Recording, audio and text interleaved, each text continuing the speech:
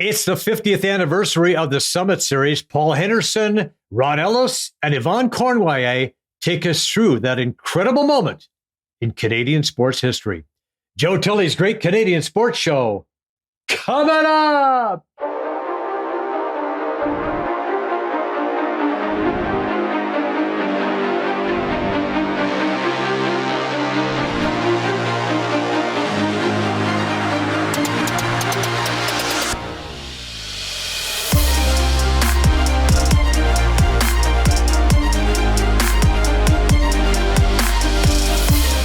When the training camp invitations were sent out for Team Canada's entry in the Summit Series, there were a couple of Maple Leafs on the list who many considered to be long shots to make the squad: Paul Henderson and Ronnie Ellis. Harry selected a lot of hockey players for this, and I'm sure all of us would like to play in every game, and that's not possible. I was playing on a line with Normie Ullman and Paul Henderson in Toronto. We basically played together for about 6 years straight. And we had great chemistry, and we had success in the National Hockey League. And Paul and I thank Normie very, very much because of him.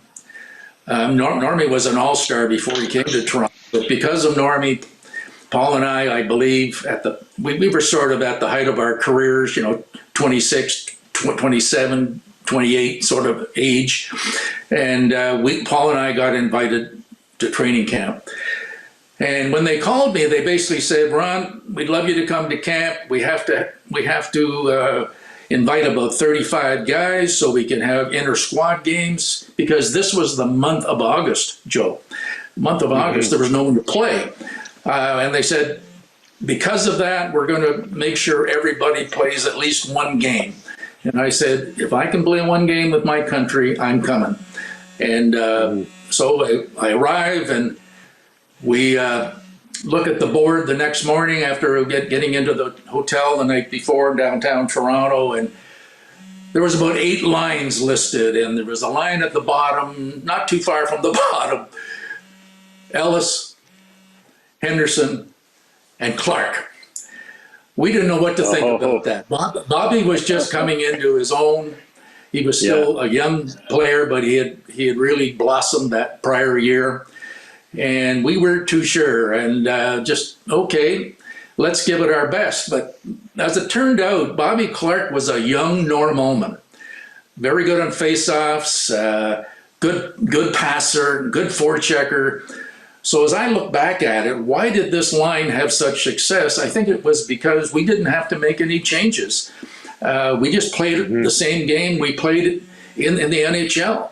And we started to show well in training camp, in the scrimmages, in the inter-squad games.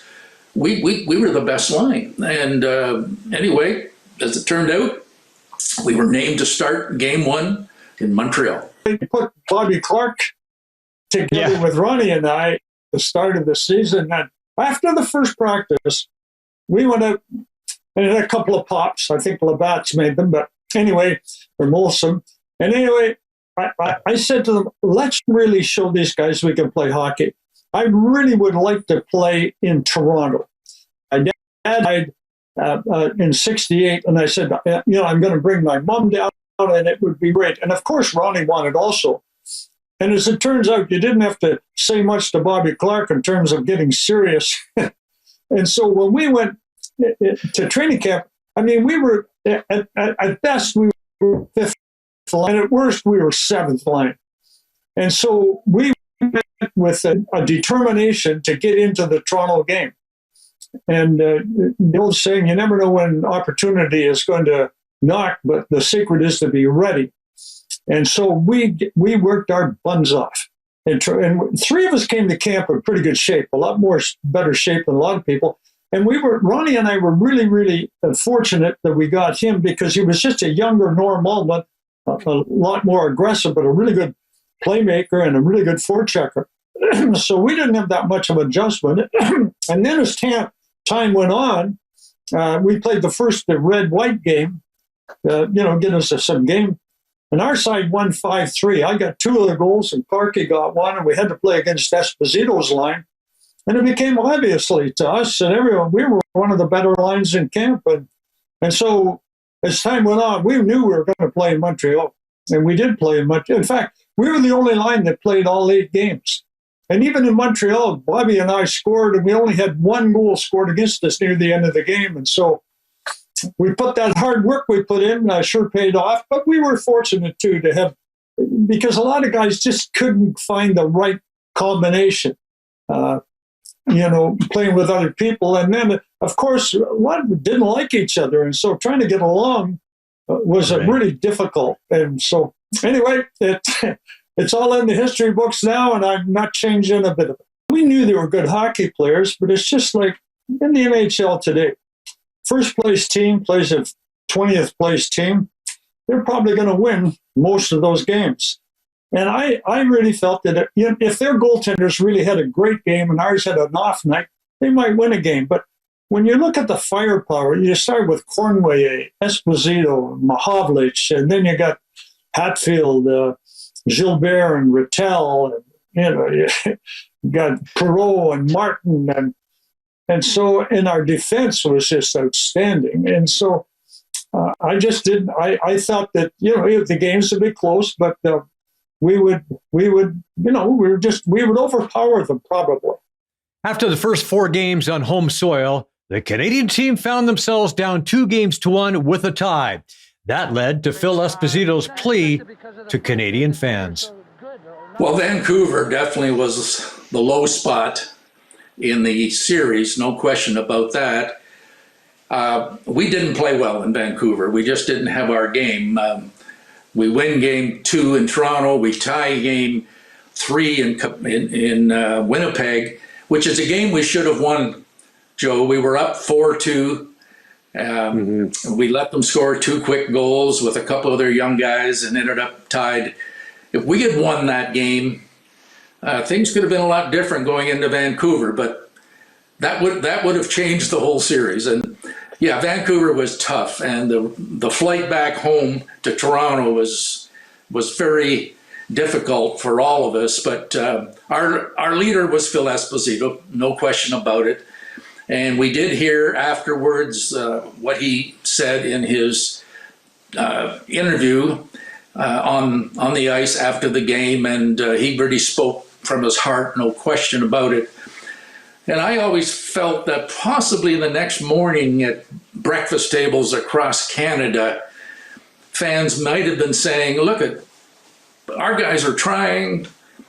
I really liked what I heard from Phil Esposito. Maybe we should get behind our guys. And after Phil's interview, things changed. And when we got to Moscow, there were mailbags full of telegrams and postcards, and I really believe that was all because of Phil Esposito, and that gave us a real shot in the arm, because we felt, well, maybe we are okay. Maybe the fans in Canada are still with us, because when we left Vancouver and got booed off the ice, it was a very, very tough time for all of us. Esposito was our leader. We had 4 captains, but he was on and off the ice. He's unbelievable. At that time, I really believe he was the best forward in all of hockey back in '72. And he just put the team on his back. But Johnny Esau, you got to give him a lot of credit. He didn't go on. Yeah. And people saw that. And I think it would have motivated us a lot better if we'd ever seen it. But Phil come in. I happened to be dressing beside him that game. And he said, I gave it to the Canadians out there. And so, well, I know Phil, but I had no idea the way he said it. But I loved it when I saw the perspiration run out, and we're disappointed, and we're trying the best, and it's not fair, and we're representing our country, and that's when the people woke up. The Canadian team got a good test on that large European ice, thanks to a couple of exhibition dates with Sweden before resuming the series with the Soviets. We'll just have a peek at Game 5. We were up 5-3 in that game, I believe, and we were really playing well. We had a good few days before we hit Moscow, Joe. we were in Sweden. We went to Sweden before we went into Moscow, and thank goodness we did that for two reasons. Number one, I had never played on the international ice surface before, and this stop in Sweden was supposed to give us that opportunity to try the larger ice surface. And we played the Swedish national team twice, had some real good practices. A young Borja Salming.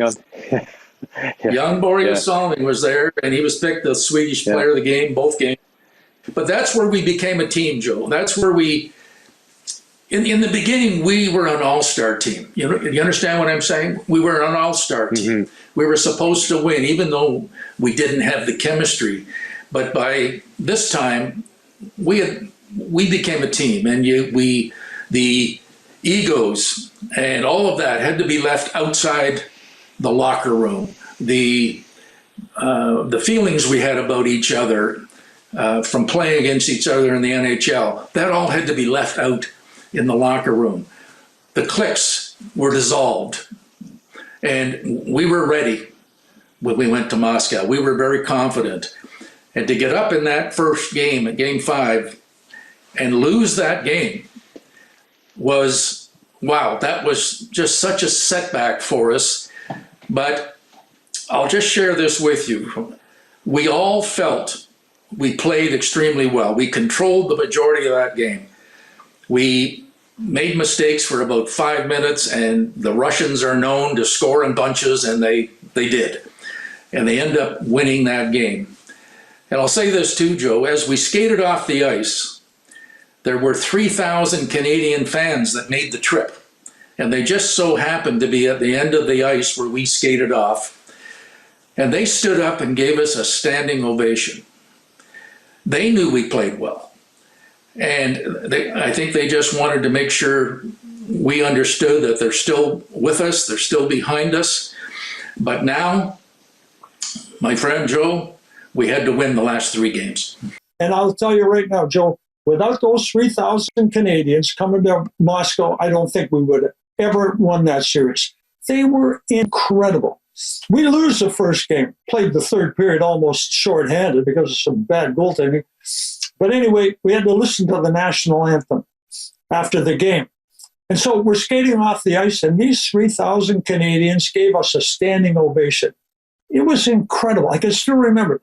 And then it was a miserable night in Moscow. Probably an hour later, we get back to the hotel, and there was at least 1,000 of these Canadians lined up. We got off the bus, and they went crazy again. Just went, applauding, cheering. The fact that most of them were hammered out of their mind is beside the point. Right. But they sang the Canadian national anthem. The last 3 games, it's never been sung with more passion or vigor. I'm standing there, and I actually goosebumps on my arm. And they got involved in that. And thank goodness they were there, because we were down. And now we got to win the last 3 games. And I remember saying to Eleanor after we got back to the hotel, if we don't win the last 3 games, we're going to be known as the biggest losers in the history of Canadian hockey. And I think everybody felt the same way. And so, but Harry Sinden, and I remember we're going down before the 6th game. He come in and had a little talk, and he said, guys, don't even think about the next 2 games. We just got to win this, because he says we actually outplayed them for the first time.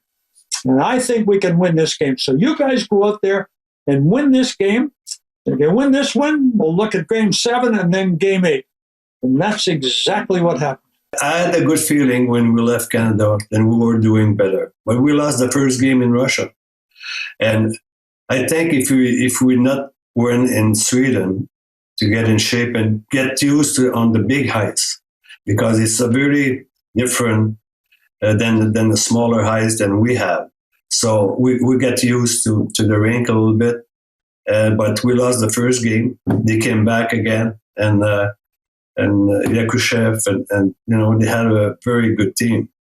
So, but what we did at first, I think we did respect them at first. We thought we were going to win easy. And I think they did respect us. They said, no way they can win 3 games in a row in Russia. And we're aware of that, and we played game by game, and Paul Henderson was fantastic. But they said if we were to finish even, like for the point, the Russians said they're going to win because they score more goals than us. So that the last goal was very important to us. Henderson going down, got to the defense, goes right in, going score! Paul Henderson scored the winning goals in Game 6, 7, and 8, but he was almost knocked right out of the series in Game 5. There was an incident in Game 5, and you were flying into the Soviet zone. You get tripped up, crashed heavily into the end boards. Here's a call. And went in heavily against the board and was hurt on the play. Play goes right on with Henderson lying on the ice. He went in head first on the board and was well shaken up on the play. Now, you were looked in pretty rough shape there, and you know, it was later said that that helmet saved you. Do you agree with that fact that, you know, without that helmet, you're not going to survive that crash? Well, I would have had a fractured skull for sure. I mean, I had a concussion. Jim Murray, the doctor, they finally got me off there and knocked me on the table, and he said, examine me. He says, Paul, you got a concussion. You cannot. Now, just look at the back of my head here. This under. Watch this. She tripped me, and I was going so fast I couldn't do anything. Watch the back of my head. Oh. And I was like, I didn't have a clue. And the really neat thing about it, Joe, my wife, Eleanor, is just a great woman. And when I went down, and she, get up. She, I'm not standing in a hotel room by myself. Get up. She was petrified that she might have to stay in the hotel room by herself. But anyway, Harry Sinden come in, and Jim Murray, they were talking, and he said he's got a concussion, he cannot play. And I said to Harry, don't do this to me. Please, let me, I got a pounding headache, but let me get myself straightened here, but please let me come back. And he said, well, Paul, we sure as hell need you. And if you want to come back, I'm not going to stop you. You return to the game, and Bobby Clark is going to spring you. And this is after that concussion. Here we go.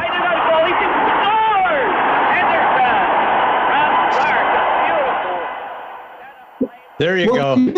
The group about my game was my strengths were I could shoot the puck. I was score, and that larger surface over there gave me a lot more room. But you see, like a pro, he would go end to end. And the only time I ever went end to end in my life was the goal I scored in the 7th game.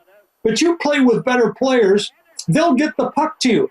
And so this was, I was very, very confident that, especially the guys I was playing with, and the large ice surface, because I could hurt you with my speed. Now, despite the concussion, Henderson played the following game, and he came up big. Not only did you play, but once again, you scored a huge goal. This picking off an errant pass in the neutral zone. And here we go. And you're going to step over the line. And as Foster Hewitt would say, now he shoots. Coming up, Henderson! He scores. What I was trying to do is just use the defenseman for a screen. And so I looked up, and unfortunately, I wanted to shoot it right along the ice and just inside the post if I could. And so I think that Trechak was screened. Look at here. And I fired this thing. Right. And I don't think he saw it till it was almost by him, but it was a perfect shot. And, one thing I did have, I had a great, I could snap it. In fact, that was not a big slap shot. Took it back about 3 feet and nailed it.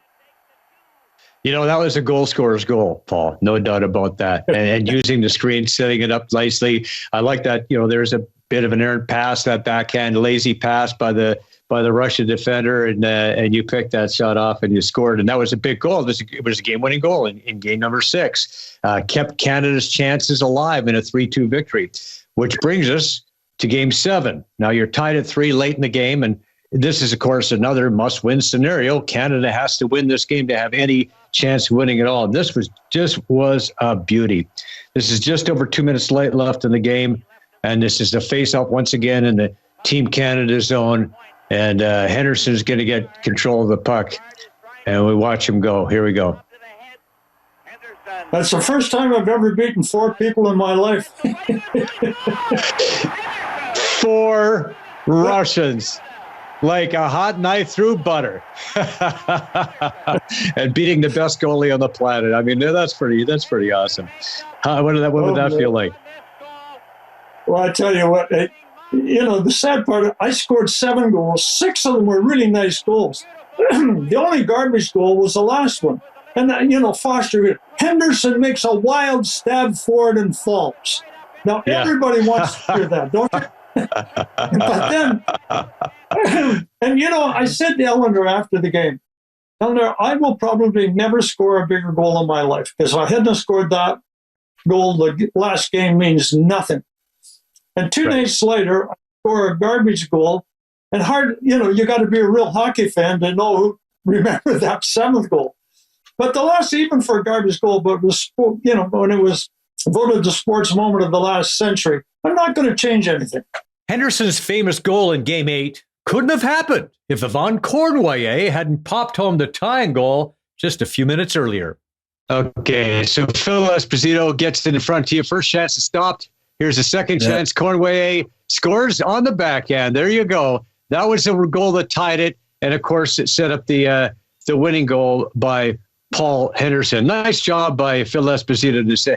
Wait, was he your team leader in that series? Would you say that Espo was the guy who kind of brought you guys together? Well, I think so. I think he did a hell of a speech, and when we lost in Vancouver after the game. That set the table for Henderson's heroics. Okay, you score the game winner in Game 6. You score the game winner in Game 7. Tied the series. The series is all tied up. Game 8 coming up. If the game had have ended in a 5-5 tie, which it was late in the game, the Russians would have claimed victory because they had scored more goals. Were you aware of that at the time? I was very aware of it. They told us that. And here's our line was out on the ice, Clarkie, Ellis, and I, and we came off with about a minute left in the game. And Harry sent out Esposito, Cournoyer, and Peter Mahovlich. He started taking over from Frank, playing in that line. And but then Simon come down and he looked at us and he said, you guys, if they come off, you guys are up. You finish it off. So we knew we were up. And we're sitting on the bench, and Joe, I can't even explain it to this day. About the 1 minute mark, I got to get on the ice. We got to win this game. We cannot lose this game. And I did something, Joe, I never did before. I never did it again. I started yelling at Peter Mahovlich, the left winger, to come off the ice. Can you imagine I do that? Peter comes off, and the Russians go down and score. I'd be living in Siberia today. But there's risk rewards in life. And it was just, I have to get on the ice. And the other thing, Joe, when I scored that goal and we get back to the bench, Harry said to us, you guys finish it off. And I said, Harry, I can't do it. I am done. I would be petrified to play the last 34 seconds. You put somebody else out there, I am done. And I knew I was petrified to play that. Can you believe that? I just scored that goal, and I didn't want to play the last. I knew myself. And I would say to you, after we got back into our dressing room, we weren't jumping around. We were just sitting back in our chairs, having a beer. And it was probably a half an hour before I took my skates off. We were just utterly, physically, emotionally drained. In fact, coaches have told me they've used this to show people, get back up as soon as, never give up. Down, yep. Never give up. So anyway, I panicked. Actually, I saw Phil. Now, he should have covered this. It wasn't a hard shot, but I panicked. Oh, my God. And so I tried to put it right along the ice, and he threw out his pad and got it. And fortunate for me, it came right back, and then I had about a foot of empty space and put it in. And, Joe, here's the other thing. When that puck went across the line, my father had died in 1968, and I said out loud, and I'd never thought of my dad, that whole series. It went across the line, and I said out loud, Dad would have loved this one. And then, of course, jumped into Cournoyer's arms, almost broke his back, and been riding it now for 50 years. The players of Team Canada had no idea about the buzz back home. The next day, Henderson's daughters had become celebrities. Heather, what kind of a day did you have in school today? Well, an okay day. What was all the talk about today? Well, how my dad played so good and how he got the last score. Did you really think they were going to win all the time yesterday?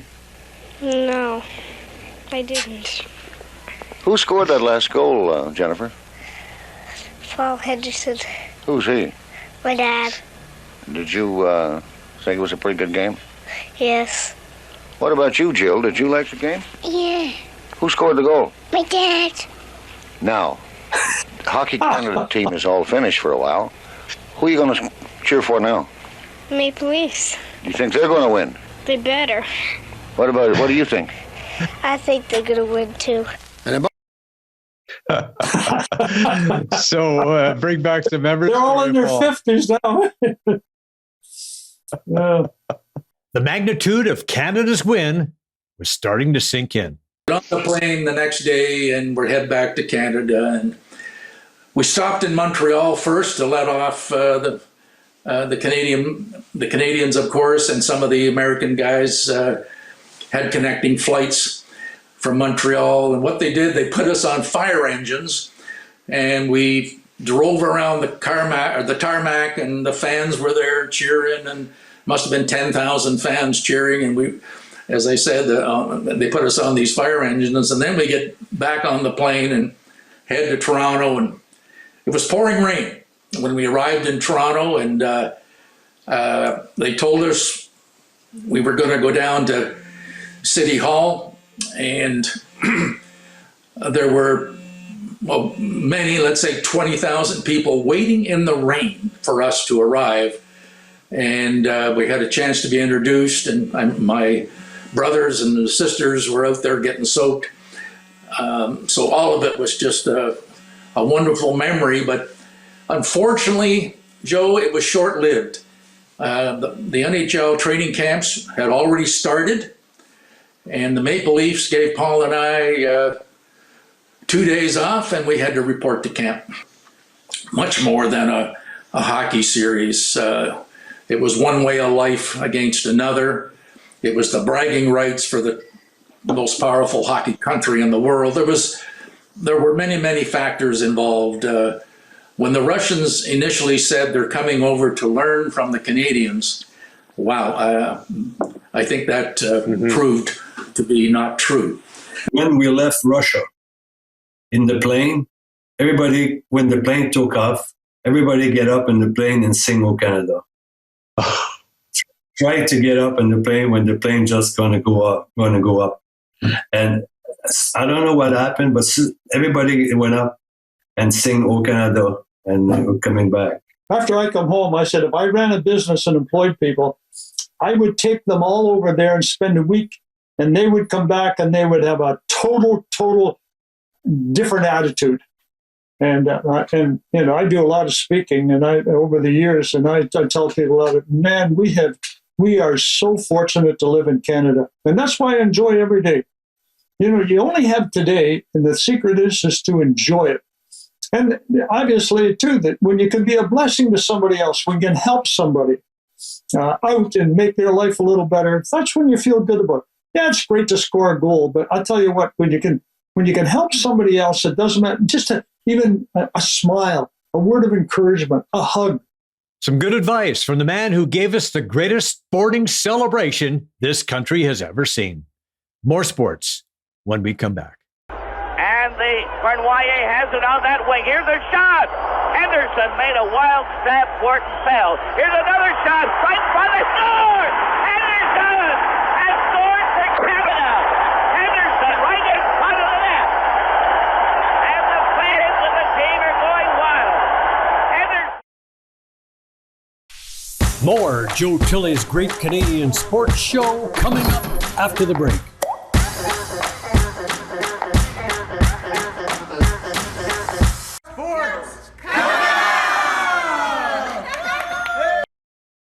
guests on Joe Tilley Sports receive a gift certificate from Classica Imports.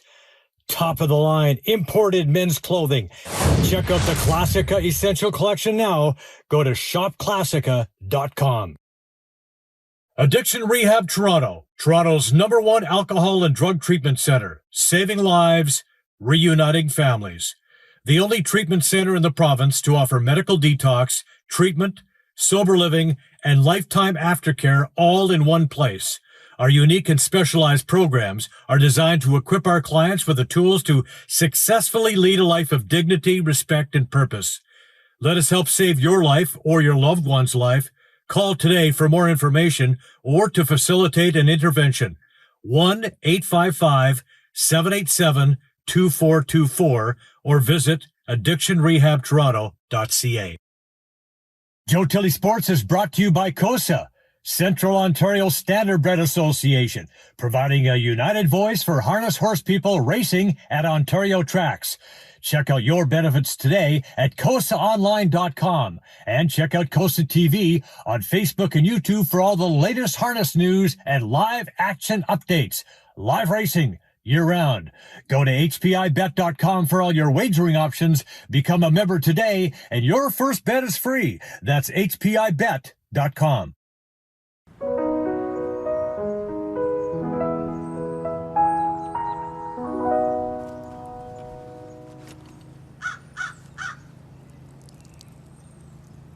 Do you know why that happened?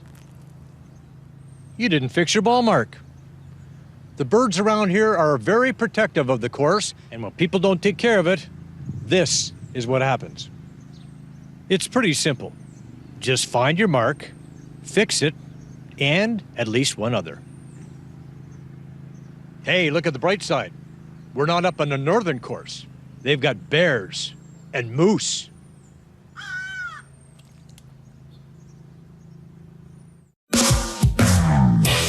Visit moregolf.ca today. You'll find everything a golfer could need, from balls, gloves, and clubs to custom fitting opportunities and training gear. Go to moregolf.ca and get $20 off your first purchase of $100 or more. Just enter the promo code JT Sports.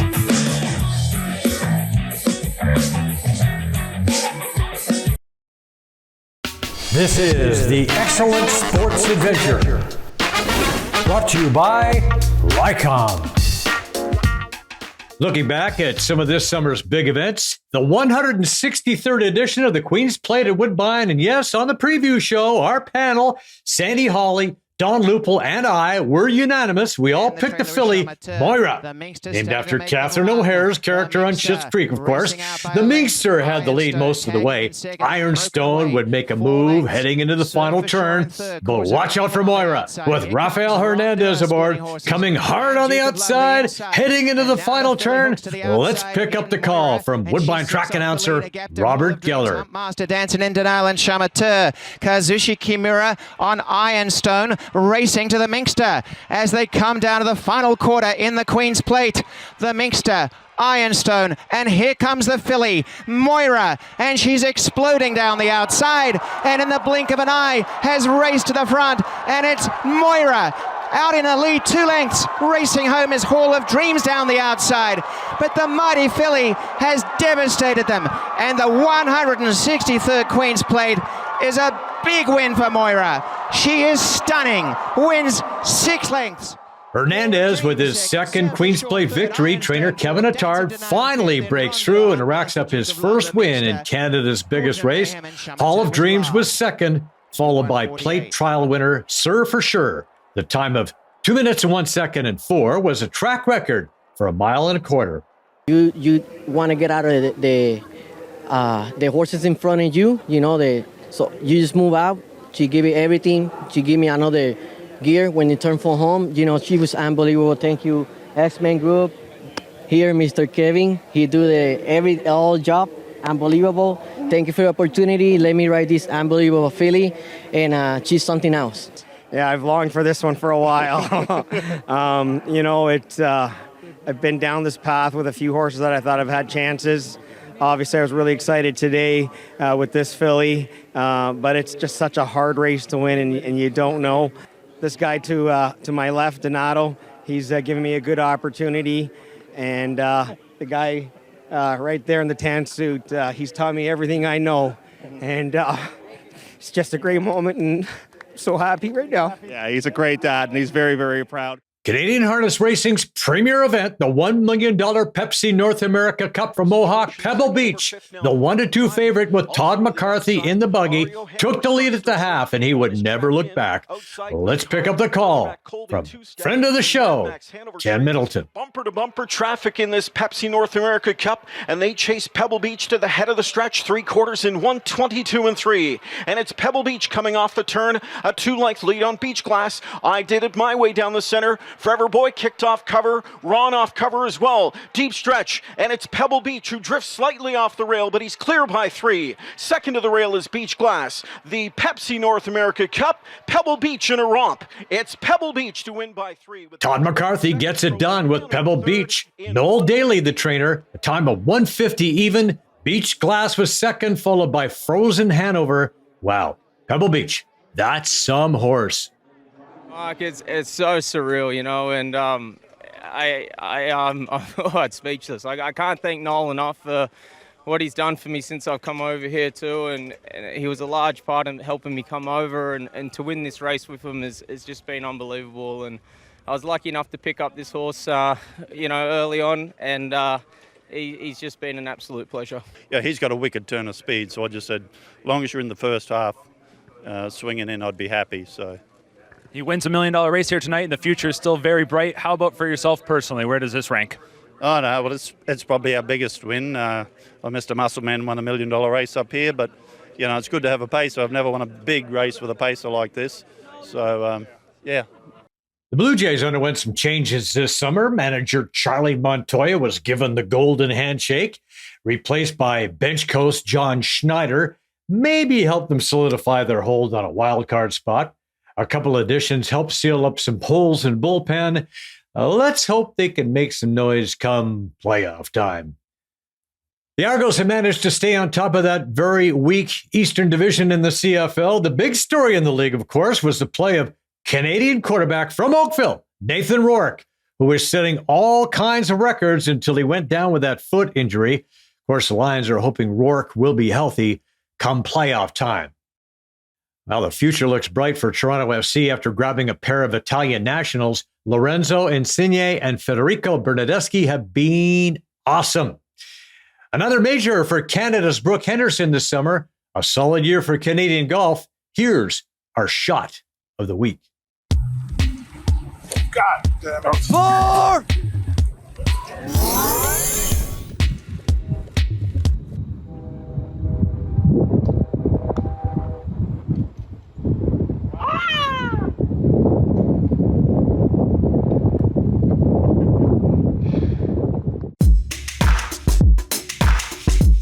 Today's environmental tip, reduce the electricity you use. Use energy-efficient light bulbs instead of regular light bulbs. They last longer, which will save you money. Make sure that you turn off the lights, the TV, and other appliances when you're not using them. And lower your air conditioning or heat settings when it's not necessary. Open your windows when fall arrives and wear more layers of clothing rather than cranking up the heat. Rycom, passionate people who turn complicated business problems into simplified technology solutions for public and private sector real estate, properties, portfolios, and enterprise customers. Optimize and future-proof smart buildings from the ground up. The latest in fault locating, base building network design, managed services, cybersecurity, data analytics. Our fault detection will support all smart strategies, define projected outcomes for capital planning, and reduce environmental impact. Rycom, smart protection solutions. At Rycom, we're building a path to a smart and environmentally friendly future. And we want to thank all the folks who make this show possible. These are friends, trusted business associates, and all-round great people. We highly recommend them all. A reminder, this show is available on iTunes, Spotify, Breaker, Radio Public, Google Podcast, Pocket Cast, the Spanglish Network, Zingo TV, and Buzz TV Live. Also, You really want to check out our YouTube channel. There are past shows available, weekly sportscasts, all kinds of cool segments. Like and subscribe. It's all free. Thanks once again to Paul Henderson, Ronnie Ellis, and Yvan Cournoyer for being on the show. Thank you for watching. We'll see you next time. Joe Tilley's Great Canadian Sports Show is brought to you by Brian Gribben Insurance Planning, helping you solidify your financial future. At BGIP, what we do that's unique in the marketplace is we show people how to spend and enjoy their money in their early years of retirement without the fear of running out. Also, we're able to do this without you having to change financial advisors. Please look us up at bgip.ca today. Let's book a 30-minute phone call to see how we can bring value to you and your family in your plan. Call Brian today for all your retirement needs. We did. 905-686-5678. Do you want to buy or sell a home? Could 31 years of real estate experience help you? Why not speak to an amazing team that loves to overpromise and overdeliver? Aldo has a tremendous team of experts on staff. They are committed to making your next real estate transaction smooth and comfortable. Call 416-GET-ALDO or visit getaldo.com. MNP, a leading Canadian national accounting, tax, and business accounting firm. MNP proudly serves and responds to the need of their clients in the private, public, and nonprofit sectors. Through partner-led engagements, MNP provides a collaborative, cost-effective approach to do business and personal strategies to help people and organizations to succeed across the country and around the world. With local offices in Oshawa, Mississauga, Burlington, and more, their team is here to support you. Visit mnp.ca today to learn more. Hi, I'm Joe Tilley. This November, join me and my wife Penny Claire for a trip of a lifetime. 2 weeks in Egypt and Jordan. Imagine yourself riding a camel beside the Great Pyramids, cruising the Nile River, viewing the temples at Abu Simbel, exploring the desert at Wadi Rum, visiting the ancient city of Petra, and swimming in the world-renowned Dead Sea. Only $41.99 all-inclusive with direct flight from Toronto, free upgrade to 5-star hotels, and the cruise. Visit tripoppo.com and book today to get an extra $100 room bonus credit. Let's travel. The UPS store in Brooklyn wants to help your small business thrive. We offer shipping and more, like our pack and ship guarantee. Plus, we offer graphic design services, fast digital printing, secure document shredding, and mailboxes with a real address. Visit 31 Baldwin Street in Brooklyn, Ontario. Say you saw this on Joe Tilley's Great Canadian Sports Show, and we'll tell you how to save 10% every day.